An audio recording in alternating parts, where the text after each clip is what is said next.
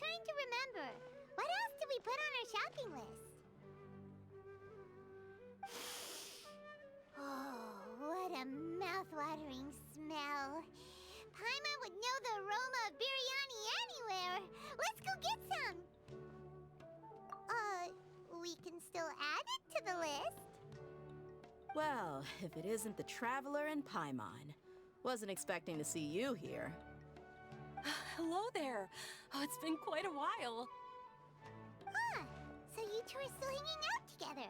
Dehya, didn't you say last time that you were gonna head back to the desert? I said I was going to resign from being her bodyguard, not that our friendship was over. We're still the best of friends. The Homayanis also still post jobs from time to time. Their pay is always generous, so me and the other mercs never pass them up. I told Dehya to just stay at our place when she took one of those jobs a few days ago. My parents were delighted. They even said that it always felt like we were missing someone whenever Dehya wasn't around. That sounds like something they would say, all right. They're always so welcoming. Anyway, the job is already taken care of, so I was gonna head back to the brigade as soon as I finished a little shopping. But the master kept insisting, and I ended up staying for another day. You can stay for as many days as you want, Dehya. Father hasn't even gotten around to treating you to his best dishes yet. You know I'm not the kind of person to stay put in one place like that, my lady. Don't worry, though. There'll always be next time. What? She said they'll treat you to the best dishes! I can't believe you can still refuse that! But wait. Didn't you say last time that you would take me on a trip to the desert? Why don't you just take me with you today, when you leave? There are so many places I still haven't visited yet. I'm sorry, my lady, but no can do. There's still a few things I need to take care of back at the brigade. Besides, the desert hasn't exactly been the most peaceful place lately. Oh, come on. Not this again. That's also what you said last time and the time before that. I know, I'm sorry.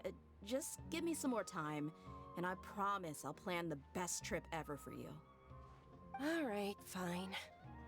To be perfectly honest, it's not that I wanted to go, it's more like I feel like something is off about you lately.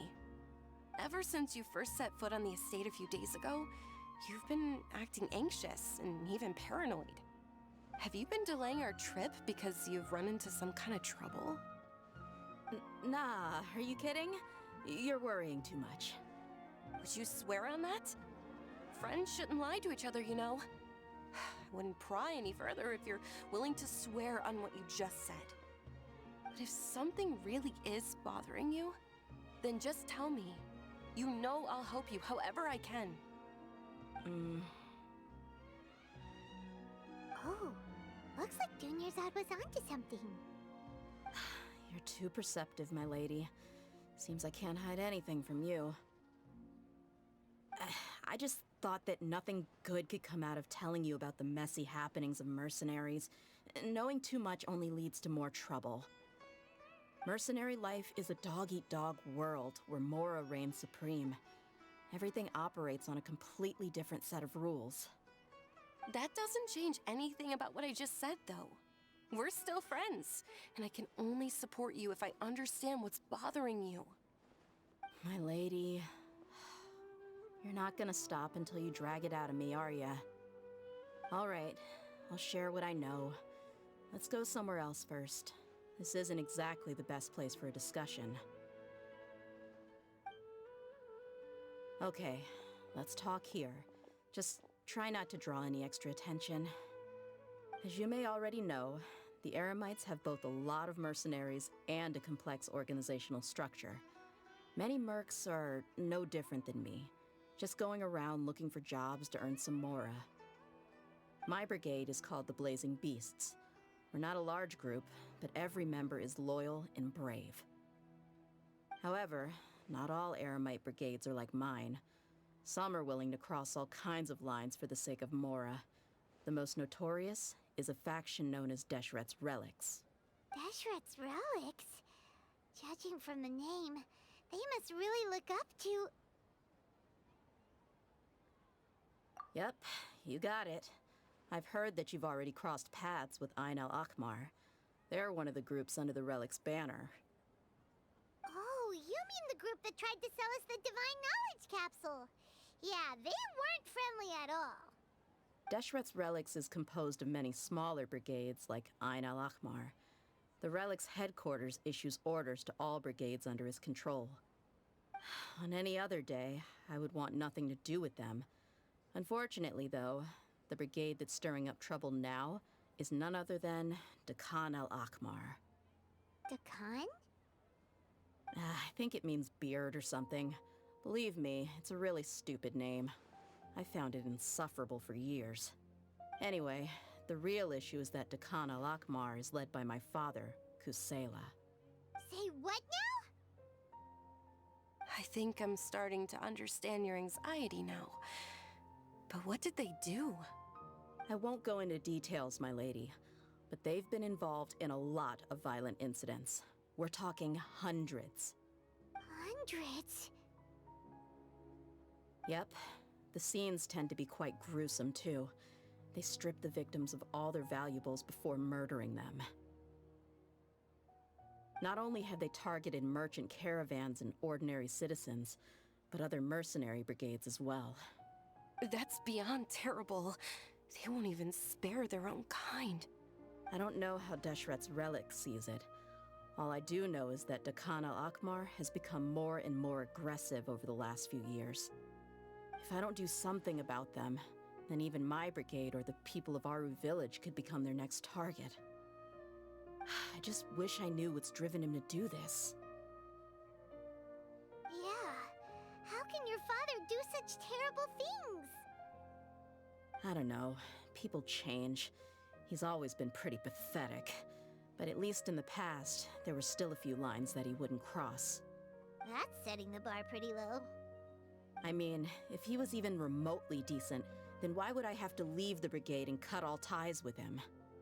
He was loud and foolish, with no real sense of purpose. Instead of doing anything useful, he spent most of his time drinking and chasing after women. Of course, the other brigade members were just like him. Their ruckus would go on night after night. Sounds like a nightmare. What about your mother? Did she ever step in to stop them?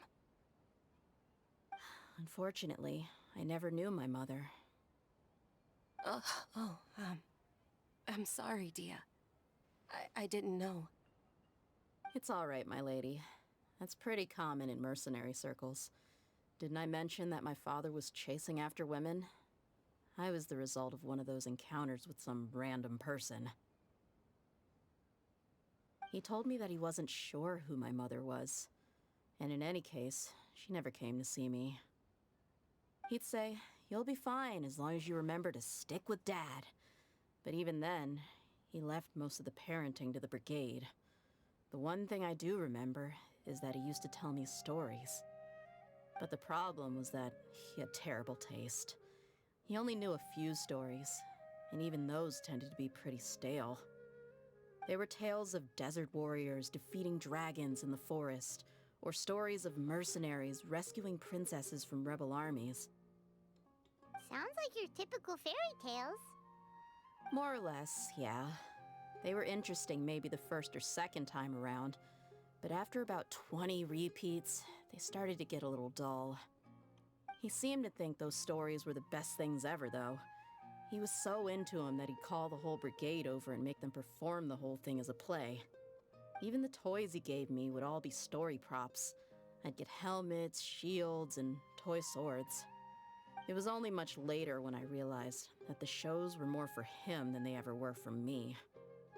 What an interesting guy. Yeah, I've always found him pretty childish. But that was something I could just shrug off. I had no reason to despise him. Until I grew up and learned the true face of Deshret's relics for myself. Looting, blackmail, violence, and fraud. They not only accepted such heinous acts, they would even openly boast about them. No one in the brigade was any kind of hero. Instead, My father and his cronies were more like the bad guys that needed to be taken down. Did they really think that as long as they didn't do any of that stuff right in front of me, I would never know? I think I can understand your feelings. The difference between perception and reality must have hit hard. Yeah, but don't worry, my lady. It's all water under the bridge to me now. I had a huge argument with my father and left that place behind for good. I'm not investigating them due to any bitter feelings I still have towards my father. I just want to protect those that are close to me. Yeah, I told the boys to gather as much information as they could. Most of the reports concern violent incidents, but there's also some talk of smuggling. I see. But isn't this investigation incredibly dangerous? It is, but every mercenary lives life on the edge. It's a lifestyle that I enjoy. That may be true, but it'll be impossible for those who care about you not to worry. Well, now you get why I didn't want to share any of this with you. What should we do? They both have valid concerns. Huh? But there's no need for you to get caught up in this mess, too. Well, he's super tough, so if he went into the desert with you, then Paimon bets the problem would be solved in no time. I'm inclined to agree. I'd feel a lot more at ease if you took him along to help. I'll wait for news from you in the city until then. Please, stay safe. I'm honored that you care so much for me, my lady. All right, then let's get moving. Our first stop will be Caravan Rebot, where we can catch up a bit with my fellow mercs.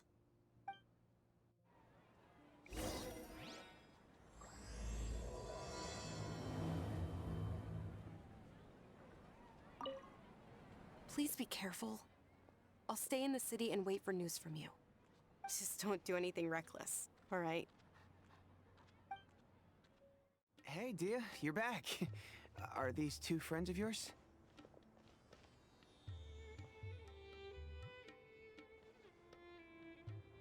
Oh, so you've already become like one of us then? Well, that's good to know. Anyway, since we've got a newcomer, let me fill you in on what the Khan al-Ahmar's been up to lately. They've become extremely aggressive. Apparently, even their own now have become acceptable targets. They even attack other relics brigades, just the same as any other mercenary brigade. Even the most ferocious beasts still protect their own. And it sounds like they've thrown that straight to the wind. That's right. Once they've collected enough loot off the other mercenaries, they sell it off to a different brigade, or turn to merchants on the black market. A portion of their profits is immediately exchanged for more food and weaponry to be used in their next violent operation. That's terrible. Yeah, and it really makes you wonder why they're so desperate for Mora. A few days ago, Isham and I trailed them for a while, and even disguised ourselves as merchants to conduct trade with them. We were able to learn a few things from the exchange. Rather than saying they're out to plunder and hoard Mora, it'd probably be more accurate to say that they're experiencing an internal power struggle. Wait, a power struggle? You heard me right. The vast majority of their victims are mercenaries from the other brigades of Deshret's relics. If their only goal was Mora, they could have gone after anybody. The targeted nature of their attacks points to a power struggle between the different brigades within the relics. That's the only plausible explanation we have. Unfortunately, we weren't able to find out anything more specific. It seems they're also trying to keep things under wraps. Oh, one last thing we discovered was that over the past few years, as the Khan al-Ahmar became more and more active, Deshret's relics as a whole became a lot weaker. It sounds mighty strange to me too. Harun, you can leave the rest of the investigation to us. Gotta say though, I didn't expect you to go on a whole undercover mission during the few days I was gone. Sounds like you were really putting your necks on the line, no? Nah, it was nothing. We're just as concerned about the situation as you are. The Khan al-Ahmar is your father's crew after all. What he said. Besides, Dehya, haven't you done more dangerous things than all of us combined? What we did is nothing compared to your experiences. Yeah. And while they went to talk with Dakan al-Akmar, I took a look at the last camp they attacked. Any survivors of the attack were already long gone. There was nothing of value left in the camp. Ah, Hisham and Khalaf. You're here too. We rushed over as soon as we saw you come into Caravan Rebat. Although this new friend of yours looks a little green behind the ears, I'm sensing a special vibe from him. Now that we know you'll have a capable partner with you, we can also rest easy. Hey, what about Paimon? Feel anything special? Oh, you're also planning to tag along with them? Of course! Paimon is the traveler's most important guide. Wherever he goes, Paimon will follow. Oh. In that case, then you'd better take care of her too, Dehya. Don't underestimate Paimon! Don't worry about her. She may look tiny and helpless, but she's been through just as many battles as the traveler here. Even if she had only survived on sheer luck, then that alone would still make her quite formidable. I had no idea. I guess I shouldn't judge by appearances. Oh, one other thing, Dehya. When you're free, why don't you update the deputy about your upcoming schedule? We held another recruitment event a few days ago, but everyone only came to see the Flame Mane. You weren't around at the time, so people were pretty disappointed to only find our crew of rough, unkempt guys. The deputy put a lot of effort into the event, but it was basically for nothing. Only a few people chose to stay, and that really got to him. Sorry to hear that. I'll be sure to bring him some great liquor next time. I left in a hurry and I couldn't make it back in time for the event. Gotta admit, I can understand their disappointment, though. You're our brigade's main selling point, after all. Now, if only the deputy could figure out a way to bring a few more smoking hot members into our ranks. Keep dreaming. Remember the last time I invited a couple gals into the brigade? You all just froze up with your mouths gaping like a bunch of scarecrows. The awkward silence and weird expressions left quite the impression on them. They were originally interested in joining us, but after that, they both told me they were too uncomfortable to stick around.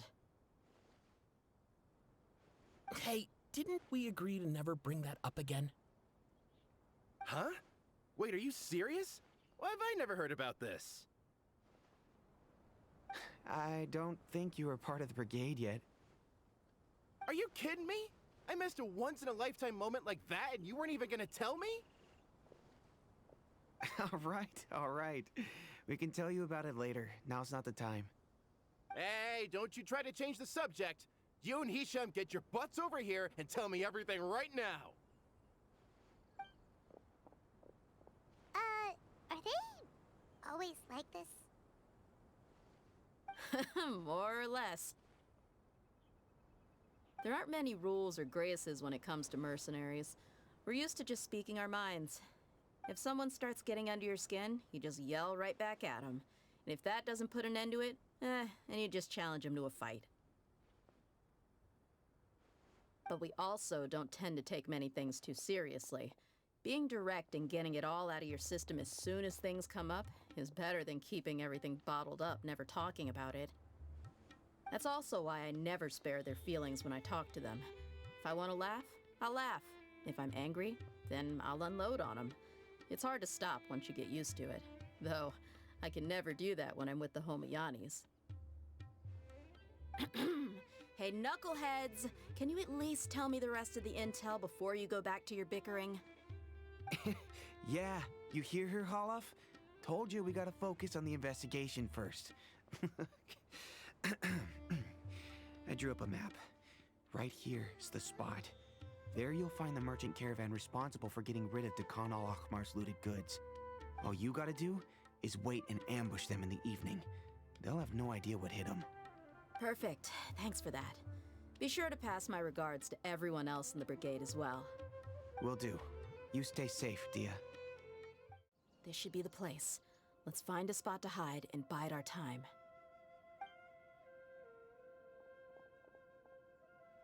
It's gonna come down to a fight one way or another, so let's all be careful. No need to worry. He knows his way around a fight. I'm not worried about that. What I meant is that we probably shouldn't go too hard on the enemy. After all, we still need to get information out of them.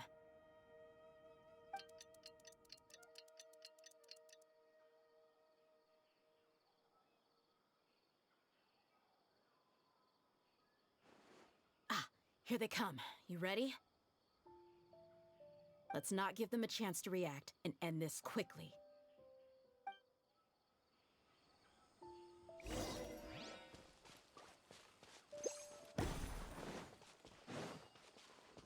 That's close enough. Feeling lucky today? Solidify. Quietly now.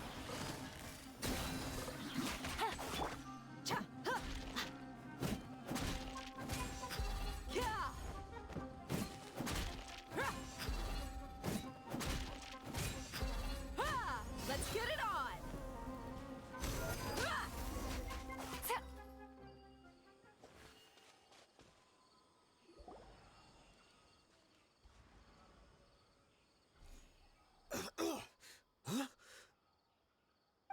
You're the Flame Mane. Good. That saves me an introduction. All right, time for a little talk. Are you buddies with Dakana Lakmar now? Tell me, what are they after? You know the code of being a mercenary just like everyone else.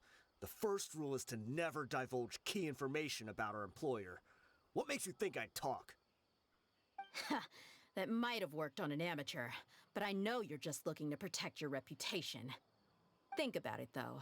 What's your reputation worth if you won't have the other tools you need to succeed in this line of work? Tools like, I don't know, your limbs or eyes? You've got 5 seconds. You might want to think twice about how much your employer's information is worth to you. Whoa! I'm not joking around. We can do this the easy way or the painful way. 2 seconds! I'll save you the trouble.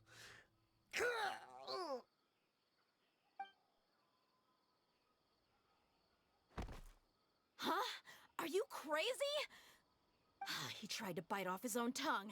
Quick, search the area for any first aid supplies. I definitely didn't expect him to go that far. Thankfully, the wound wasn't too deep, and he just passed out from the pain. But why would he be so extreme? I just wanted to test his mettle. You can get a lot of mercenaries to talk just by threatening them. I didn't expect him to be willing to go through so much pain just to deny us some intel. Well, he's out cold for now. We could wait for him to wake up, but maybe it's not a good idea to interrogate him any further. What should we do? Yeah, don't worry about it. It'll be a waste of time to interrogate him again after that. He might just hurt himself again if we start asking. There are lots of goods around here. Let's search the area. Maybe we'll be able to find something. I'm really sorry.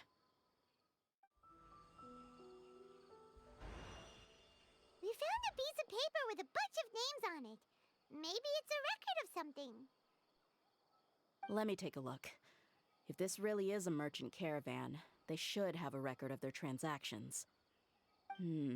Yep. I see an entry for Dakana Lakmar right here. Kusela, Idrisi, Bashar, and Takriti. All familiar names. Dakana Lakmar has been trading for a hefty supply of food, weapons, and medicine. It seems that in the past, they used to receive some canned knowledge as well. This caravan is just one link in their logistics chain. Once in the rainforest, the caravan will exchange the looted goods for Mora, and the funds will then be passed to a specific person. That person will then pack the caravan full of necessary goods, which will then be brought right back to Dakana Lakmar. Wait, why is there no Mora value recorded for the final transaction? No value? Yeah, every transaction before the last one was marked with an exact amount of Mora, but the final one, where they paid for everything to be brought back to the desert, was simply marked as delivered. Perhaps. But they couldn't have known how much they would make off selling the loot. Do they not care about profit margins at all? Anyway, the next part's the records of the goods themselves. There are a lot of entries. Everything was probably sourced from the rainforest. Huh? What's wrong? Shazamon Homayani? Homayani? You mean Dunyarzad's family? Could it just be another family with the same last name? I'd be surprised to find someone with the exact same first and last name. Shazamon Homayani is Dunyarzad's father, and the head of the Homayani family. Just what the heck is going on here? I'm sorry, you're right. I'll consider what we found and not jump to conclusions just yet. But what this piece of paper confirms is that the Homayani family has been providing goods to Dakana Lakmar. What if the Homayanis have been kept in the dark and don't know they've been trading with Dakana Lakmar? That's a possibility, but if that was the case, why is this caravan specifically named Shazamon as their person of contact? They could have just as easily bought goods such as food and medicine directly from Caravan Rebot or Port Ormos.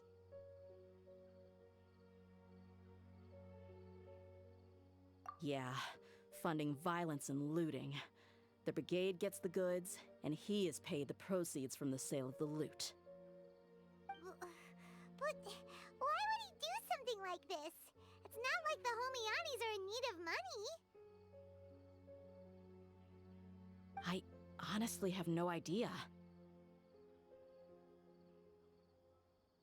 I've been to their estate many times, and I've never noticed anything suspicious. The only potentially large expenditure I could think of would be the treatment costs for Dunyarzad's Elazar. Maybe they borrowed a lot of Mora in the past? But that's still just a speculation. I don't think the Master would stoop so low to make Mora. You're probably right. I know my lady's personality, and she wouldn't deliberately keep something like this from us. But what should we do now? All we found is just another mystery. If you ask me, we already have no choice but to confront her about this. I'm not worried. It's too early to make a verdict yet. I still have faith in the Homayanis. Let's go find my lady again. We'll tell her everything and see if she's willing to lend us her support. If we're lucky, we can not only figure out the mystery of this paper, but also follow the trail of breadcrumbs to the people responsible at Dakana Lakmar. Dehya, are you sure this is the best decision? What if instead of getting the help we need, we just end up revealing everything we've discovered to the enemy? I've considered that possibility. But even still, I want to tell her what we found. I think I owe her that much. True friendship is built on trust. She showed genuine concern for me when we first brought up the topic. I can't repay her kindness with doubt and suspicion. That's not how I deal with people. You're right. Paimon wants to trust Dunyarzad too. Yeah. Let's pay another visit to Sumeru City. We're back, my lady. Oh, you're back a lot sooner than I expected. You mustn't have run into any trouble then. Well, how did it go? What did you come up with? Actually, we're still investigating. It's just that we've discovered something strange. I see. The clues you found have led you back here, in the city? Something like that. Yeah. You all look a little dispirited. Whatever you found must not have been very encouraging after all. Why don't you discuss it with me? Maybe I'll be able to say something to cheer you up? It's okay, my lady. It's not so much about me being upset with my father or anything like that. How should I put this? So something is wrong. Even the Traveler and Paimon have been uncharacteristically quiet.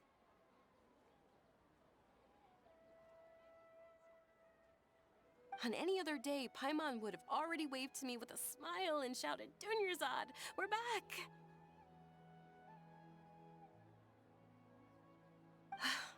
So tell me, what happened? Well? My lady, please prepare yourself for what we're going to tell you next. It concerns the Master. The Master? You mean my father? Okay, I understand. Don't worry about me. I'll listen as attentively as I can.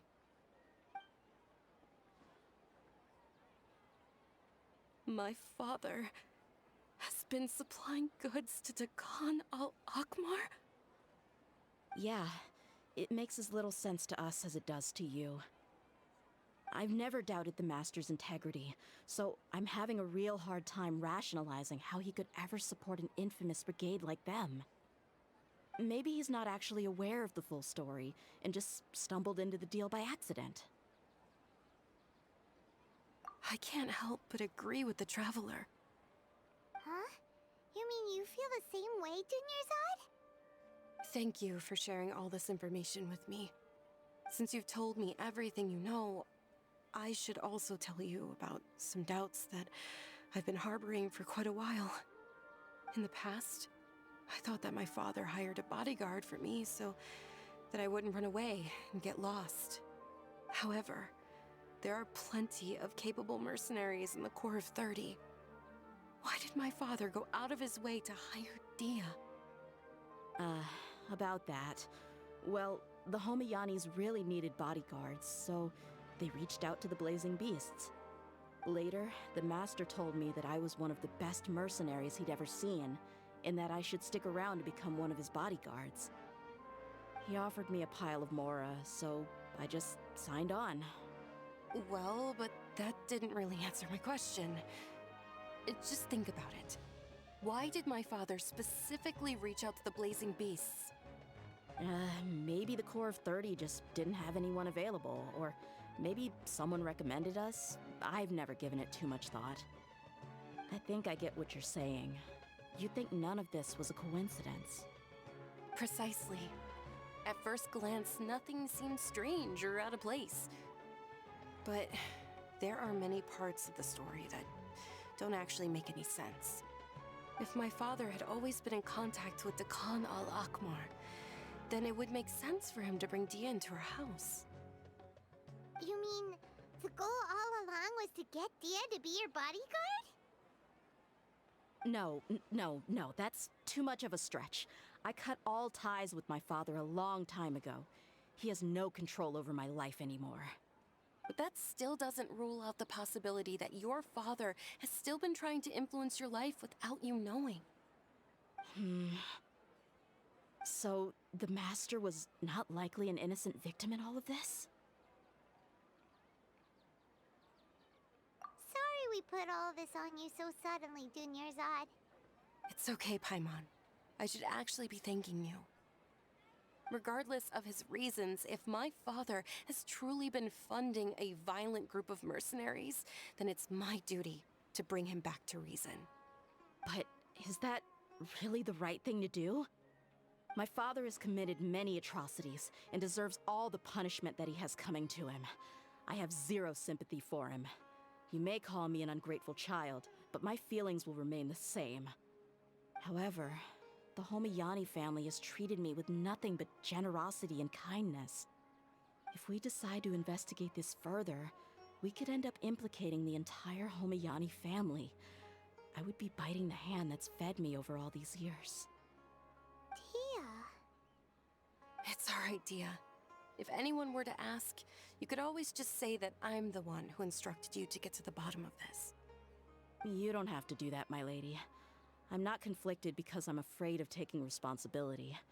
Besides, you're the one we should all be worried about right now. Hey! It's still too early to give up hope! What was that thing about friendship again?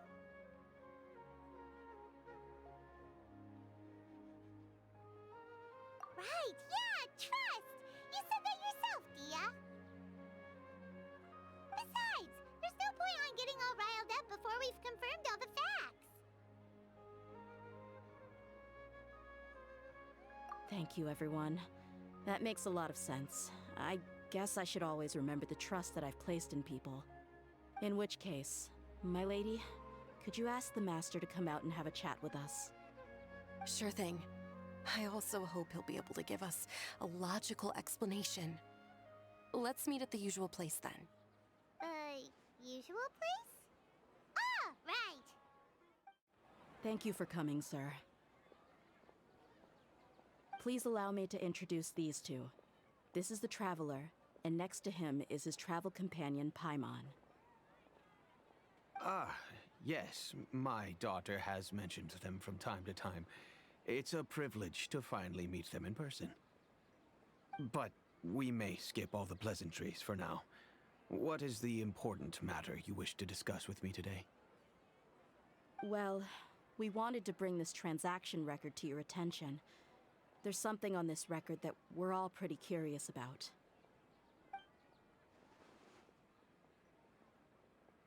So, that's what you found? Huh. Seems like I can't keep everything from you much longer. If you wouldn't mind, we'd like an explanation. Well, it's a long and difficult story. And to be perfectly honest, I'm not sure if I'm doing the right thing. What I do know, though, Dehya, is that the truth will bring you no solace. If anything, it will likely cause you a great amount of anguish. Wait, me? Yes, I understand perfectly why you came to see me. And I am touched by your collective commitment to do the right thing. But knowledge always comes at a price. And sometimes, as they say, ignorance is bliss. Your father, Kusela, and I both believed that. Of course, you have the right to seek and learn the truth, but I must warn you. The facts of this matter may reduce everything you've built for yourself into sand, blowing in the wind. If you must proceed, then Kusela's heartfelt efforts will also fade into the wind like a fleeting mirage. His heartfelt efforts? I'm sorry, sir, but I'm not sure I follow. I've made it this far in life without a single drop of my father's support. I have my own ideals and ways of looking at the world, as well as people and causes that I've chosen to cherish and fight for. None of these things have anything to do with him. I came here today to support you as the head of the Homiyani family. No warning will change my stance on that. I understand. Then let me tell you a little story. Our family once needed to take a trip to the desert when Dunyarzad was just a baby. Along the way, we were attacked by bandits. They had superior numbers and quickly overpowered our bodyguards. When all seemed lost, a group of passerby Eremites lent us their support. Those Eremites were Kusela's brigade, Dekhan al-Ahmar. Kusela's men told me that the attackers were Eremite mercenaries, just like themselves. I was shocked. Why would Dekhan al-Ahmar go so far to save us and not spare the fellow Eremites? Kusela was grinning and walked over to play with baby Dunyarzad. She was startled by his unfamiliar face and nearly started crying. Really? I never knew. He said that he had no particular reason to help us. He just took pity on us because he had a daughter about the same age. We started talking about our children, and I sensed that he was a devoted father. To repay his kindness, I hired his brigade to help out at our estate for a time, and offered everyone generous remuneration. So, that's what happened. It was many years before I saw him again. I almost didn't recognize him the next time he came knocking on my door. The man I knew to be strong and healthy had been reduced to a shell of himself. He couldn't even walk anymore without his cane. So, what happened to him? He was perfectly fine when I left the brigade. I'm not too sure myself. The only thing that didn't change was his cheery disposition. He said there was absolutely nothing to worry about and that he had gotten into a fight. That was all. He then suddenly asked me if Dunyarzad, now that she had grown, would need a bodyguard of her own. At the time, Dunyarzad was going through a particularly severe bout of her Elazar. There was no need for her to have a bodyguard when she could barely leave the house. But he kept coming back to the topic. Come on, it never hurts to be safe. How do you know a bodyguard won't come in handy one day? I was completely lost at first, until he recommended the Blazing Beasts, and in particular, a mercenary named Dehya. So he was the one who recommended Dehya to you. Indeed. He didn't say it out loud, but it was clear that he saw Deshret's relics as an evil group who would eventually corrupt every member in their ranks. He was already beyond redemption, but he hoped that he would be able to detach his daughter from the vicious world of mercenary life. If Dehya could stay in my house and keep working as a bodyguard, then gradually her affinity for the desert would decrease, and she'd be able to leave her previous life behind. And that's why you offered her such generous compensation? Yes, but not just because of that. From the moment that he asked me for that favor, I also began to see Dehya as my own daughter. And that's also why I tried to persuade you to stay when you asked for permission to leave. I was willing to spend however much it took. Kusela saved my daughter and I all those years ago in the desert. I could never refuse him entrusting his daughter to me. He was always like that, acting like he's oh so smart and self-righteous. Kusela said that he'd reimburse me for a portion of Dehya's fees. I refused to take any more from him, but he'd always send me funds anyway. Eventually, I just accepted them as a token of his gratitude. And that went on for a while until I received another letter from him a few years ago. The letter contained a request to help him buy food, weapons, medicine, and even explosive materials. Wait, isn't that around the time that Dekhan al-Ahmar started becoming more aggressive? That's right. When I started to hear some nasty rumors, I became wary. I wanted to meet him face to face to discuss things. But by then, he was no longer receptive to my requests to talk. If I had to guess, it's probably because he doesn't want to put Dehya at risk.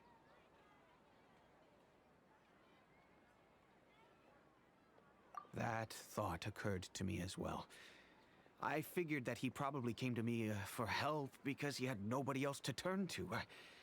After some deliberation, I decided to send him some food and medicine. I turned down all his requests for explosives and weaponry. I am aware that even such a reduced gesture of support could lead to others coming to harm, but I could not simply reject his plea for help. In the end, it probably was the wrong decision. I plugged my ears to the rumors and just chose a solution that made me feel least guilty about myself. If you can, please tell me where he is now.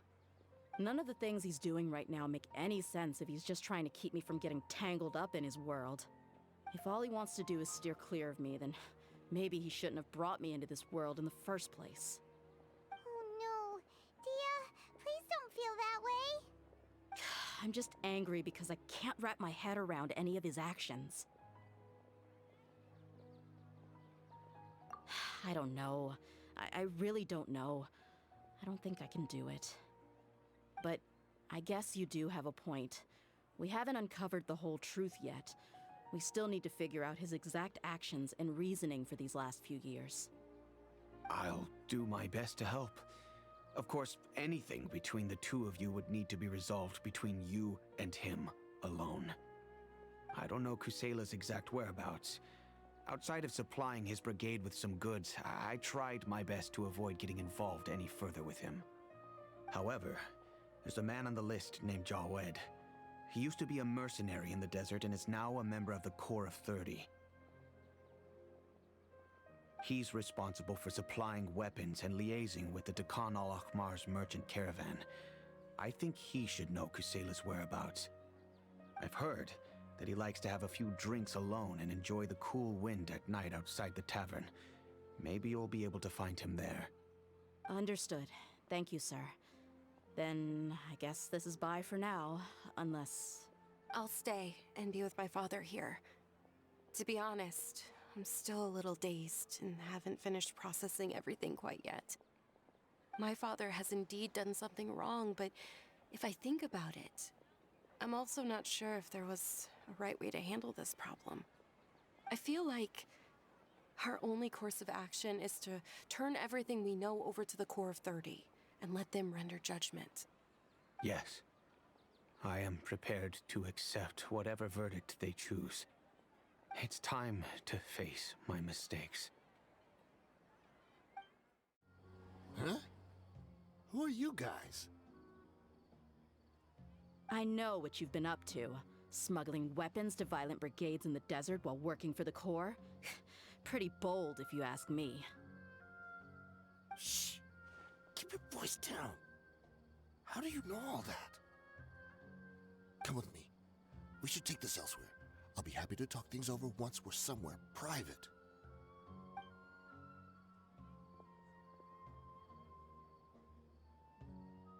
This place should do.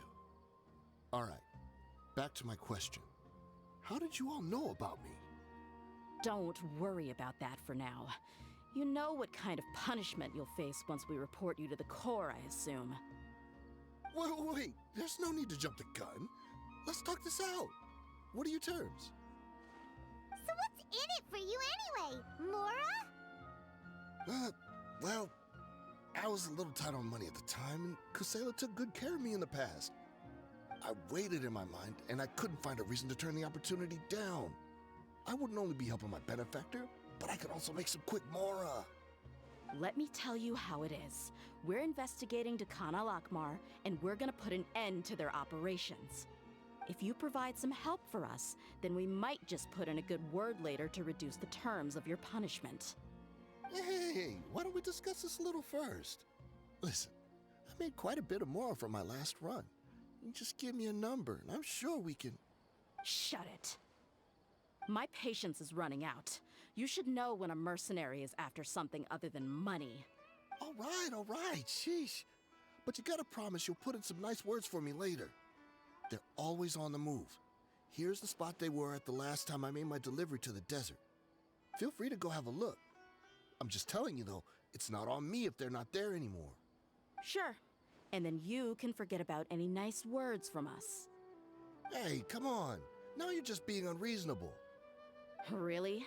And how do I know you're not leading us straight into a trap? Don't forget, you're the one with no bargaining chips. All right, I get it. Why don't you go take a look, and if they're not there anymore, I'll try to figure out something else for y'all. Now that's more like it. Let's move. And as for you, try to stick around the city until we get back. You don't want us to call the folks from the Corps and have them drag you back to the city. Seems like we're in luck. That should be their camp right up ahead. Let's go. We'll finally get to the bottom of this ourselves.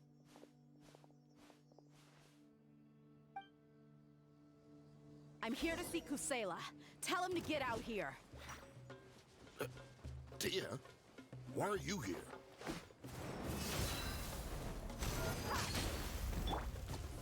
Stabilize!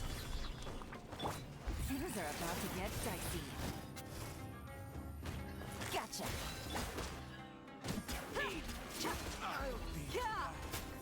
Haven't you all done enough? Oh, so are you also here to stop us? Stay out of this. It's got nothing to do with you.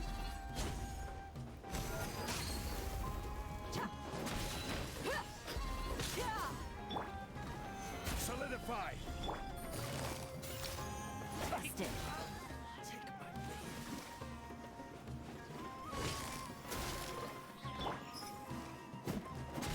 Look alive! Hey! Ha! Huh! Cha!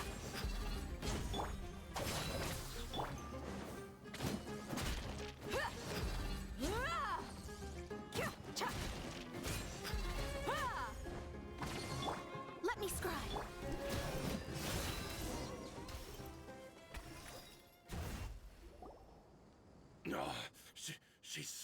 strong. Enough fighting. We all know each other, and I don't want to take things too far. Just bring Kusela to me. There's no use hiding him anymore. Did you understand a single word I just said? Or do I need to bash your skull in some more? All right, everyone, let's all just calm down for a second. Dehya, the boss can't come out and see you anymore. He died a long time ago. What? Seems like you've been out of the loop for a while. Guess that's for the best, though. At least, that's what the old man wanted. When did he die? What happened to him? A few years ago, Kusela broke up Dakan al-Ahmar and went to the Deshret's Relics headquarters by himself. So is that when you guys started acting up? We would prefer to call it taking revenge. Every last person in Deshret's Relics must pay in blood for what they did.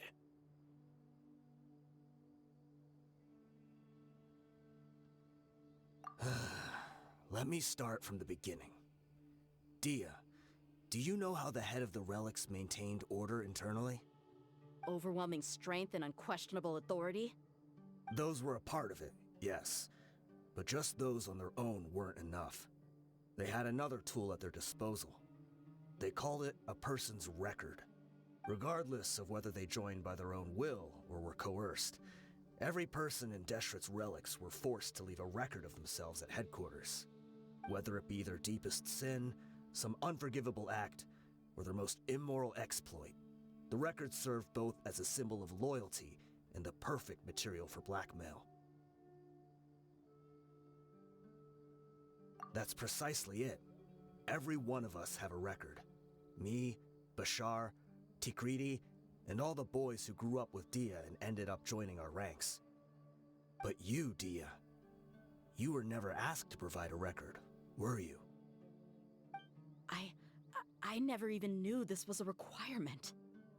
You were probably the only person in all of Deshret's Relics who didn't know about it. Ever since you were born, Boss had been trying to shield you from this organization's sinister rules. Not only that, but he also banned all of us from committing any nefarious acts. He said he'd take care of the dues we had to pay regularly to headquarters. But in the end, he was just an ordinary person. What could he do? He was forced to go to headquarters again and again to account for missed dues and incomplete records. He'd come up with all kinds of excuses and get beaten up as a result. We all knew he was doing that for you. He wanted to get you out of this world, no matter what it took. And that's why he became a shell of himself and couldn't walk without a cane. Wait, but that doesn't make any sense. I didn't know about any of this, and I'd never seen him get injured or beaten. Because you were too young at the time. How would you ever tell between wounds from a beating and wounds from battle? When you left home after that final argument with him, he seemed to age by a decade overnight. Even his hair went gray. So, even the blazing beasts were... Yep. It was all his doing. Had he not arranged them to come to you, you probably would have been reduced to a pulp before you ever left the desert. A few years ago, Boss said he needed to make another trip to headquarters. He was already pretty weak then, and we all assumed he was going to get beaten again. I suggested that he hand the role of leadership over to me, but he said there was no longer any need, since the Khan al-Ahmar would soon be no more. His words made no sense to me, but that night, we heard that a massive fire tore through headquarters and razed everyone's records to ash. Everyone gained their freedom that night. Many members fled, not just from our ranks, but from the other brigades as well. But how could we leave with a clear conscience? All of us who knew exactly what had happened. The boss can't have just died for nothing. Those heartless jerks at headquarters took him from us. From that point on, the sole purpose of Dakan al-Ahmar became revenge. The big fire that Boss started was quite a blow to headquarters' strength. It's given us the opportunity to launch our attack. Even though we're outnumbered, we vowed to see our revenge through to the very end. There were people from headquarters who changed their names and went into hiding. Some fled to other brigades, and others escaped to the rainforest. But we won't let any of them escape our wrath. They'll all pay for what they've done. We've suffered plenty of losses as well. To keep going, we need an enormous amount of supplies, from food and medicine to weaponry and explosives. All we can do is exchange our loot from Mora, and then use that to get supplies. We forged Boss's handwriting and sent out many letters to his former friends. Thankfully, many people were willing to come to our aid. We were also able to attract many mercenaries who shared our goal. We've endured unspeakable pain to win many impossible battles. Deshret's relics have become weaker and weaker, and now we finally have an opportunity to directly strike their headquarters. Paimon doesn't know what to say anymore.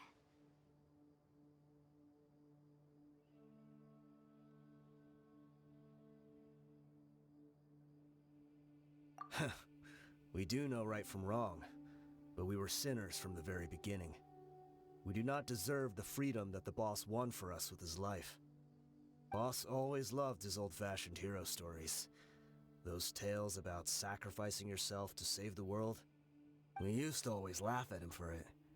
But in the end, he really went and lived those stories out himself. As for me, I never considered myself a hero. We're all the lowest of the low. We have no right to even imagine such an existence. But maybe those hero stories he liked foreshadowed everything that was to come. The spirit of the hero touched all those he had saved, and more people joined his cause. Maybe we were all just acting along with the play in the beginning. But as we acted the parts and recited the lines, we were drawn in. And now, we want to see the story through to the end. I'm sorry, Dehya. I know you always found us insufferable ever since you were young. Just think of this as a madman ranting.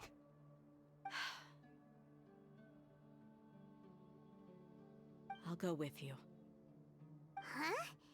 Dehya? You wanna go with them? I grew up with these guys, and I know they're not bad people. It's just that some situations get so bad that it's difficult to tell good from evil. All I know is that Deshret's relics must be destroyed. Furthermore, I want to go see the place for myself. I want to know if my father is still there. I know you don't want to get involved in this, so there's no need for you to tag along. I can do this on my own. Yeah, Paimon feels like we'd only regret it if we don't see this through to the end.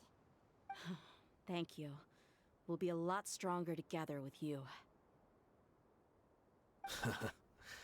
I bet Boss would lose his mind if he ever knew you'd join us at the very last moment like this.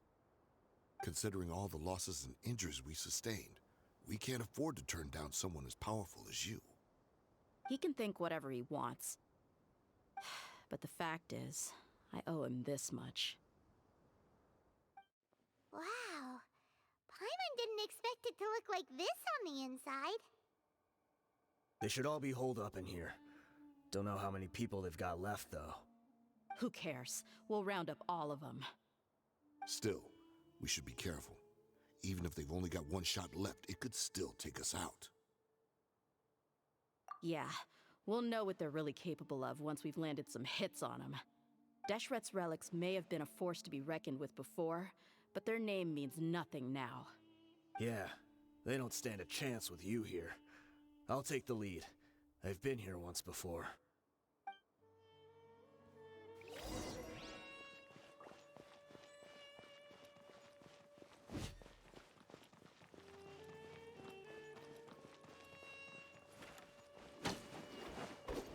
You are not welcome here.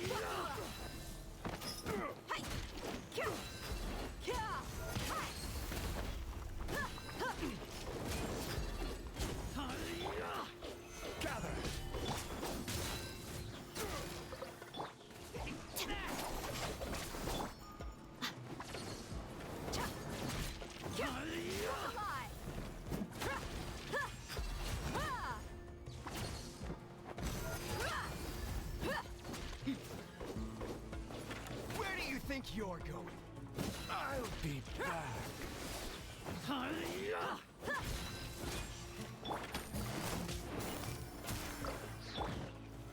Solidify!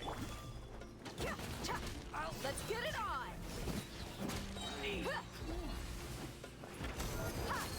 Gloves on!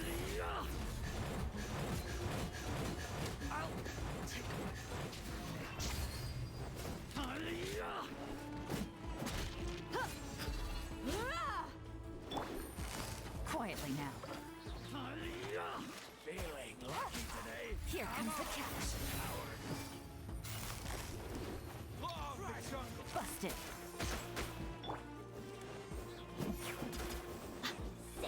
Buckle up.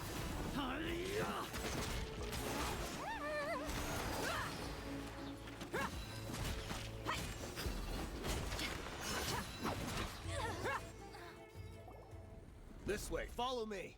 We're almost there. Wait!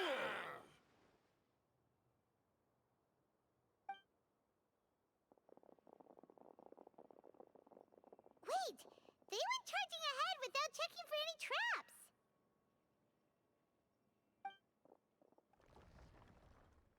Hey, you guys okay? It seems like we just got trapped in here. Don't think we triggered anything else. Watch out, the enemy's coming from ahead. Well, now that things have come to this, seems we'll have to fight our way through.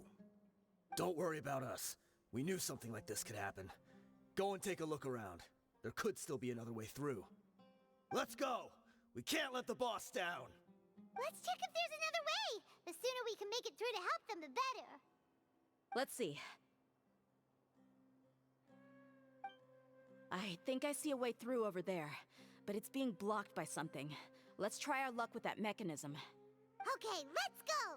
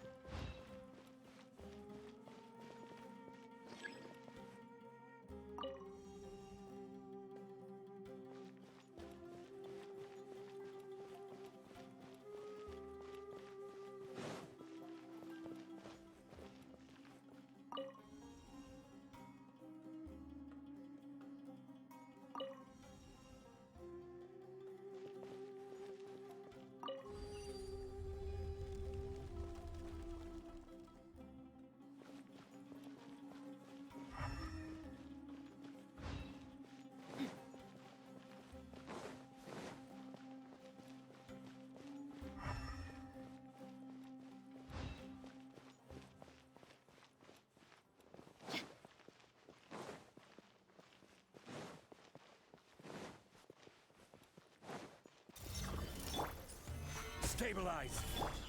Quietly now. Look alive! Hey! Huh! Cha!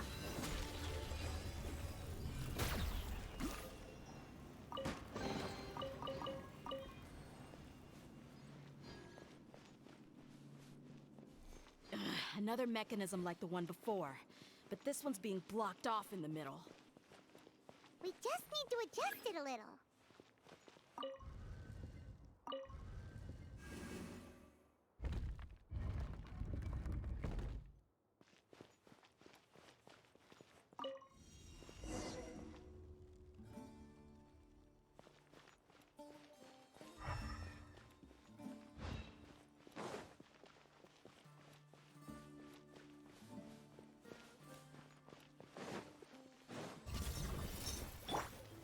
Gather!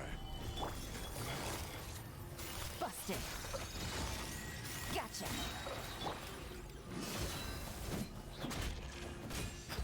Ah! Hi! All right. Yeah!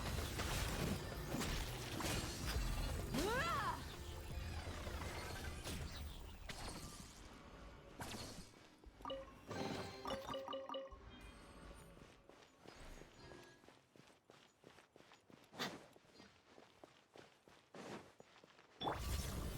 Solidify!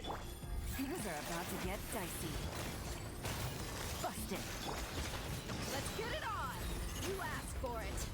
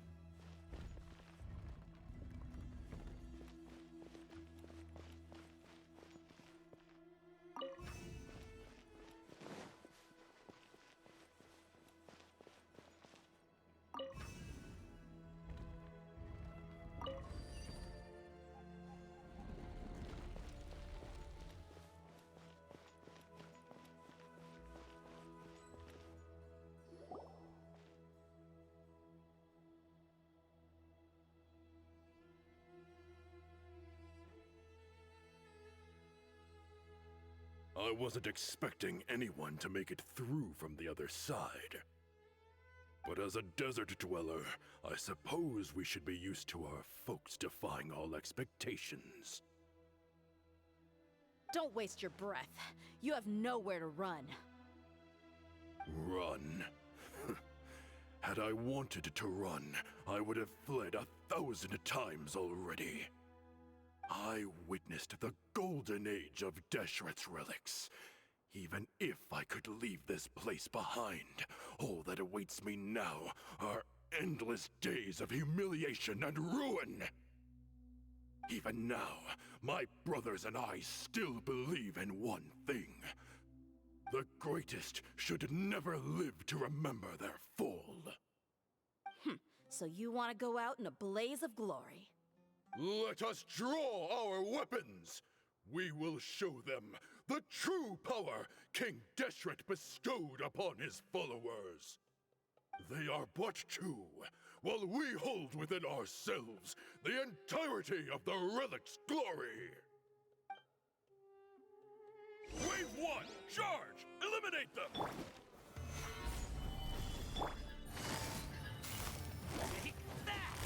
Gotcha. Delves into death. Look alive.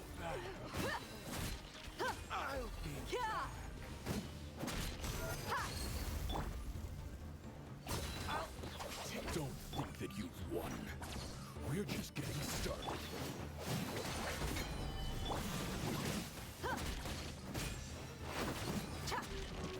Let's get it on! Gloves off!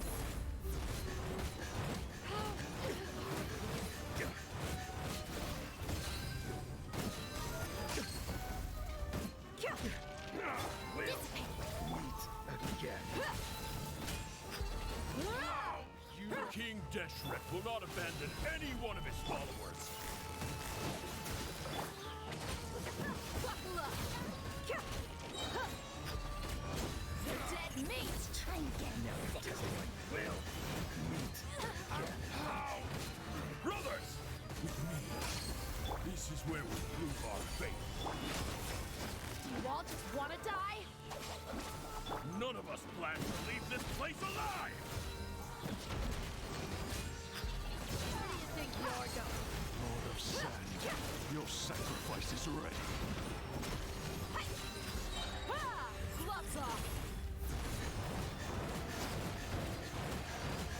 The golden We'll meet again. The commander has finally fallen. But they're still coming at us! This place is like a gladiator's ring. They just keep coming no matter how many we beat! Yes, keep fighting! There's no need to fear, and no need to back down! This is our last stand! When the next wave comes, try to draw away their attacks. I'm going to see if I can take out that high platform.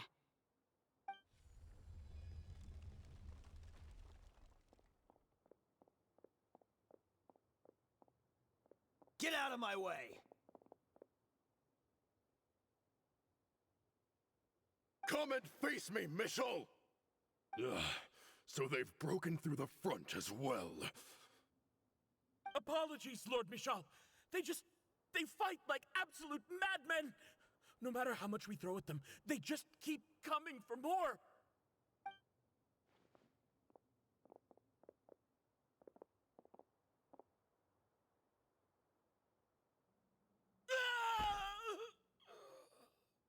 So, it would seem like this is the end. Time to pay for everything you've done, Michel. You think I would give you that opportunity? I will be buried in the sand alongside all the rest of our fading glory. Hey, wait!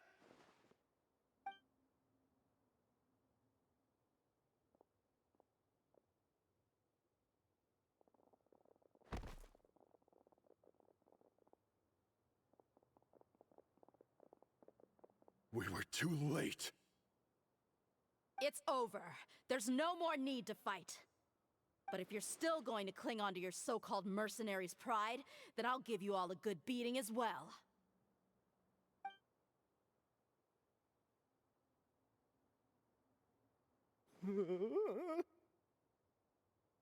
Hey, Dehya! I found the mechanism. I'll get you all back up here right away.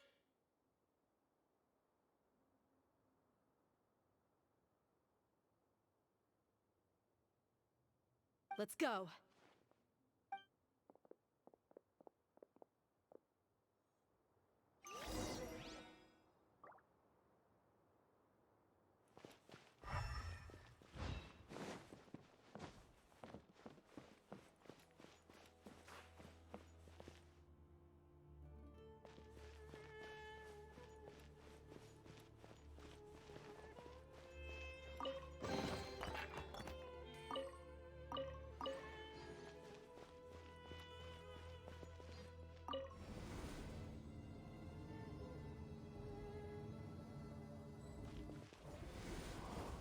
Who are you filthy rats? And why are you always pestering us? You call yourself a member of the infamous Deshret's relics, and you still can't even tell who's made it all the way to your headquarters? Who knows what intent a bunch of rats may have? We try to catch a couple, and you all just show up on the other side instead. How are we supposed to figure out what you're after? Hey, have you ever heard of a man by the name of Kusela? Why would I know? It's not like I'm in charge or anything. This is your last chance to talk. Hey, I said I don't know anything. I'm just an average member here. I'm telling the truth. If you're here to find someone, why don't you look through the records yourselves? Who can remember every name and face with so many people coming in and out every day? The irony. His life became a light for so many, yet to others, it wasn't even worth remembering. Where's the records room? Answer me! It's right over there. All the files are in there. You can go through them as much as you want. It's not like any of them still matter anyway. I mean the old records room. The old records room? You mean the one that got burned down? Kusela. Ah, yeah, I remember him now. The guy who could hardly walk. Watch your mouth. That's our boss you're talking about. He was definitely faking it. We all let our guard down as soon as we saw him come hobbling in. But in the short time it supposedly took him to take a dump, he'd already gotten away and started a fire in the records room. He couldn't have possibly outrun us if he wasn't a fraud. And after that, Deshret's relics fell into complete disarray. Stop wasting our time. Every one of us here is perfectly aware of what he had done. Tell me, where is the old records room? It's just over there. Go see it for yourself if it means that much to you. There's nothing left in there but ashes. No human could ever survive that kind of inferno. Bashar, Tikriti, let's go. We'll leave the others here to guard these guys. Spare them no mercy if they try anything.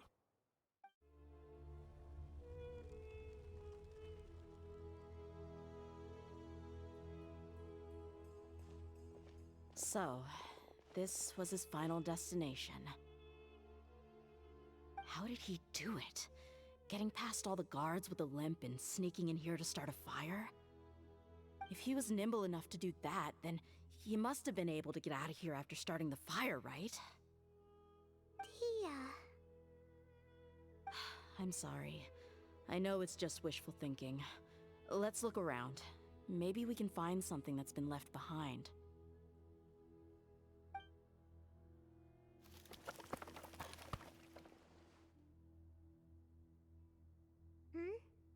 Is this a cane? It must be the one that Dehya's father used. Kusela. Thanks for everything, boss.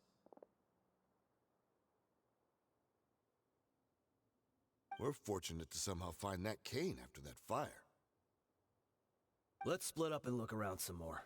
What if something else has been left behind? But what else could survive a fire like that?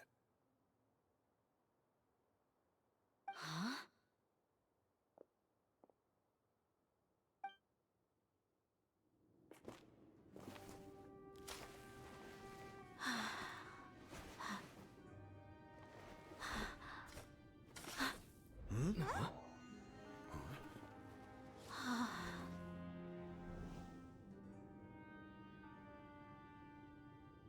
Thought so. Wait! Isn't that the toy sword you played with as a child?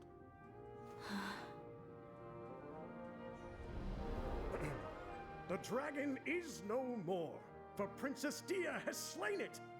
Its head now hangs above the city gates. Her bravery has brought eternal peace and prosperity to us all.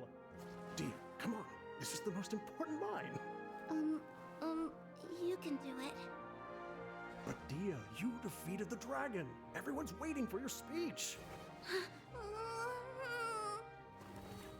Still too shy, huh? All right, I'll do it. I hereby proclaim our victory. Evil shall plague us no more.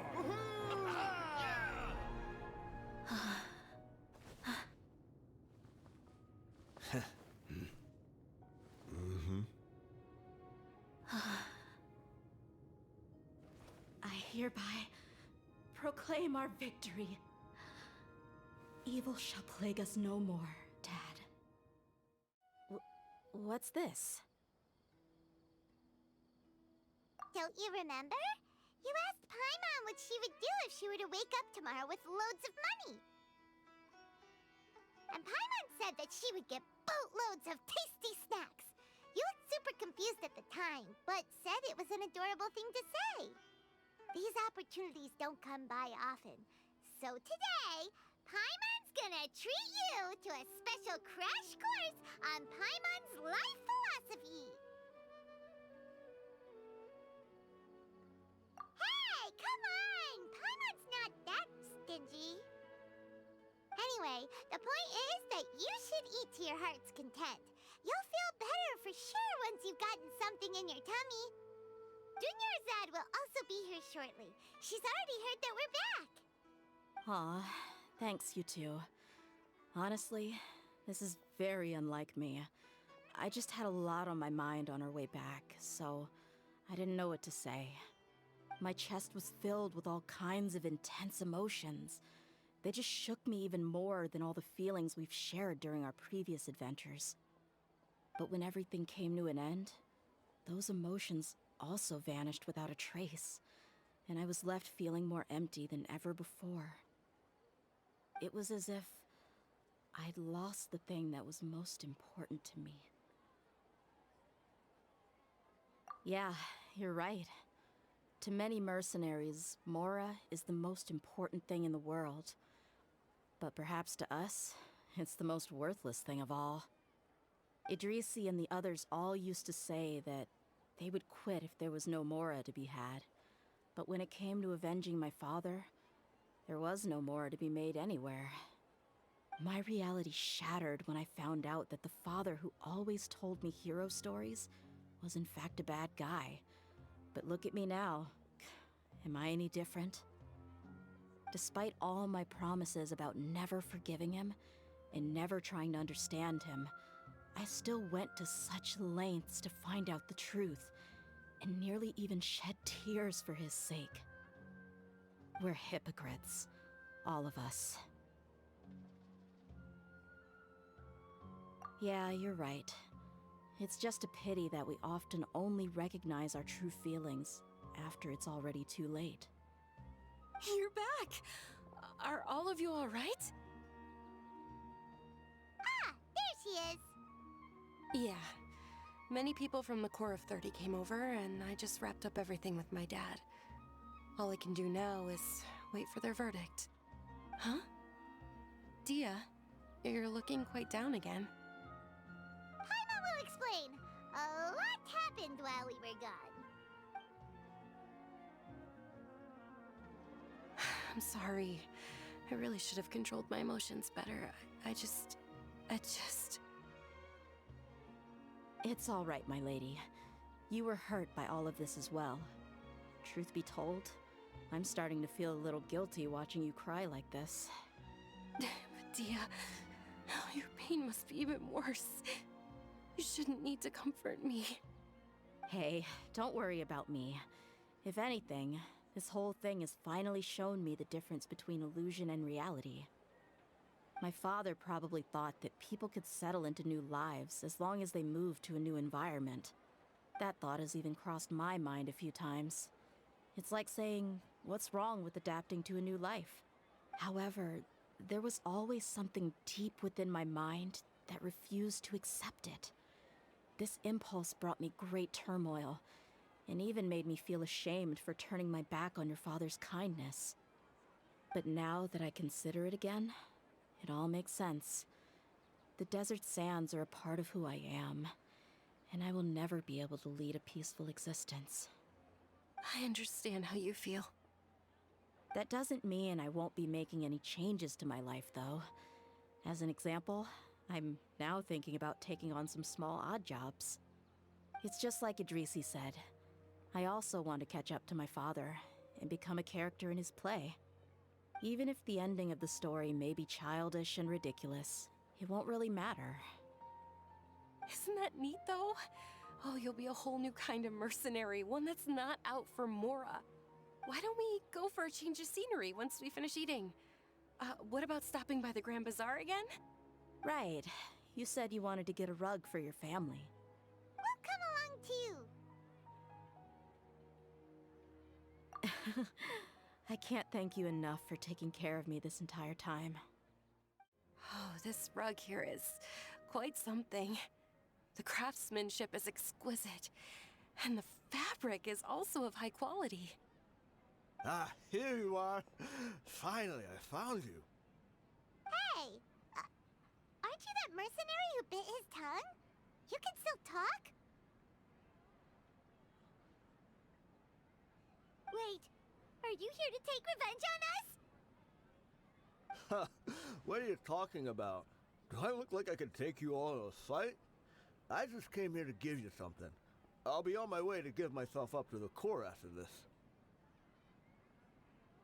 Once I woke up, I hurried to the Khan al-Ahmar's camp, hoping to alert them to your presence.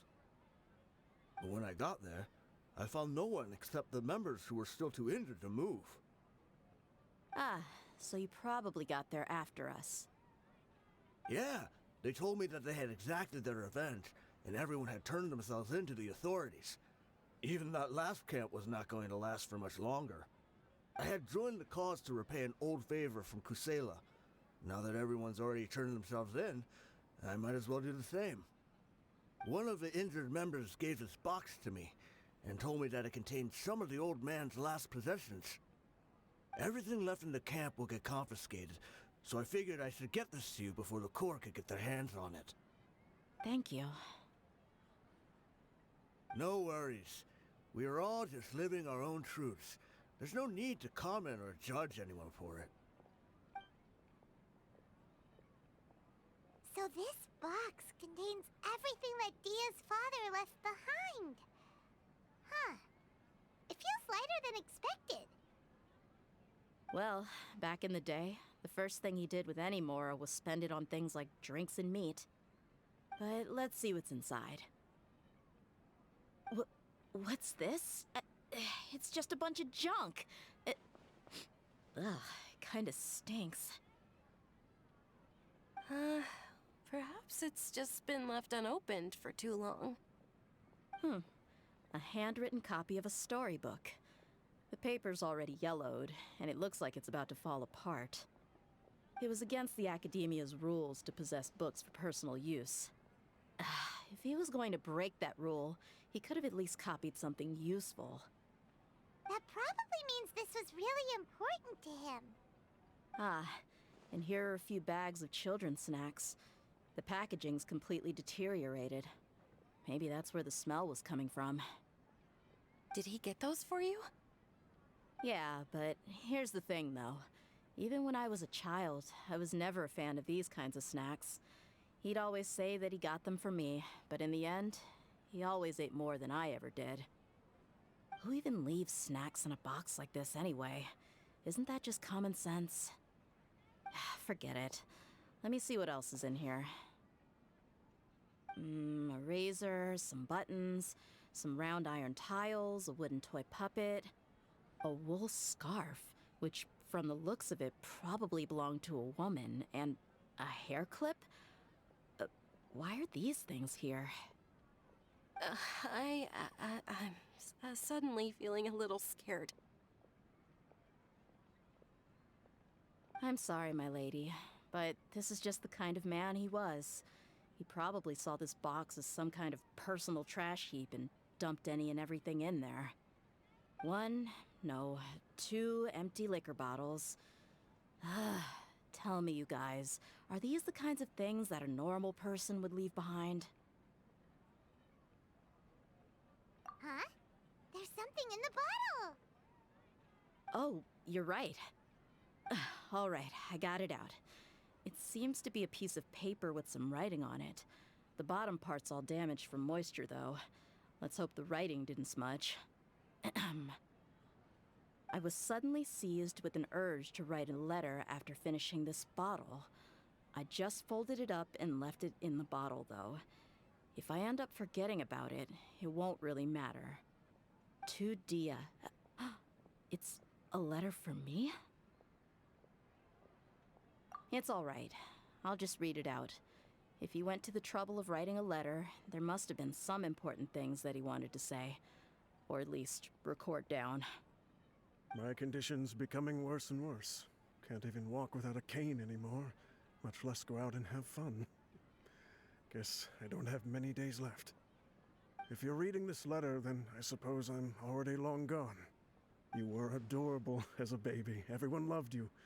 And regardless of whether you were crying or laughing, everyone enjoyed having you in the group. But once you grew a bit older, you were no longer nearly as happy or cute. It's probably Idrisi's fault. He was never up to any good. Can you believe this guy? He can point the finger at himself. Anyway, back to the point. To summarize, I'm writing this so you would know not to feel sad for me, even if you end up finding out the truth. The reason being that I was never your father to begin with. Wait, what? Surely, he must be joking, right? I don't know. I was quite formidable when I was young, and 100 times cooler than some so-called flame main.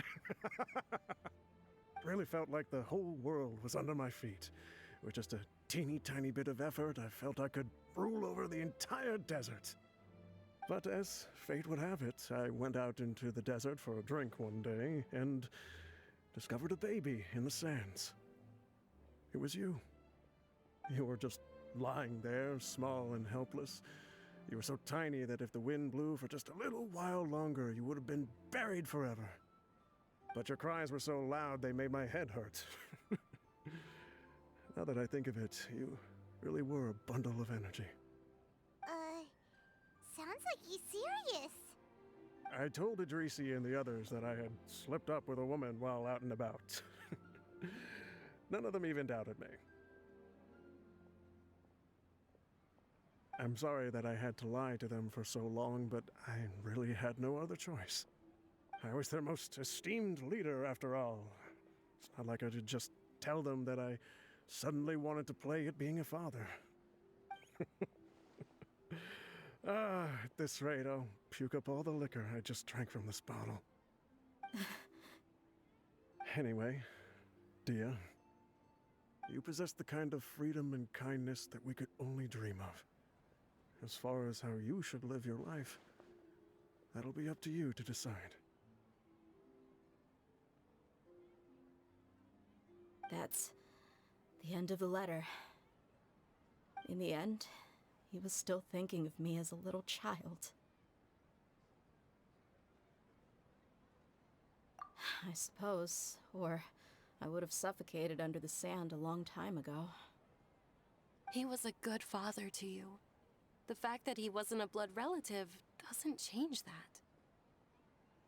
Yeah. It's just a pity that we had to learn the truth of everything like this. Do you already have some ideas about the decision that he wanted you to make? I do. If he first found me alone in the sands, then I want to try my hand at finding the person who abandoned me. I just have one wish. To tell them a story. That there once existed a childish and foolish jerk with a heart of gold.